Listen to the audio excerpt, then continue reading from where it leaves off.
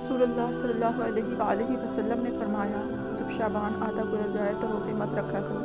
रसूलुल्लाह सल्लल्लाहु अलैहि वसल्लम ने फरमाया, क्या मैं तुम्हें जहन्नुमी लोगों के बारे में ना बताऊं? हर सख्त मिजाज, बद इखलाक और तकब्बुर करने वाला जहन्नुमी है। रसूलुल्लाह सल्लल्लाहु अलैहि वसल्लम ने फरमाया, ए अल्लाह, मैं फ़िक्र, किल्लत माल और ज़िल्लत से तेरी पनाह मांगता हूँ और इस बात से तेरी पनाह मांगता हूँ कि मैं किसी पर जुल्म करूँ या कोई मुझ पर जुल्म करे।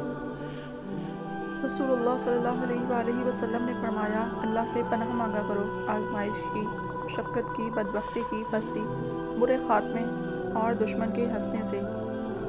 रसूलुल्लाह सल्लल्लाहु अलैहि वसल्लम ने इरशाद फरमाया, जन्नत में ना कोई मक्कार आदमी दाखिल होगा, ना बख़ील और ना लोगों पर एहसान जताने वाला।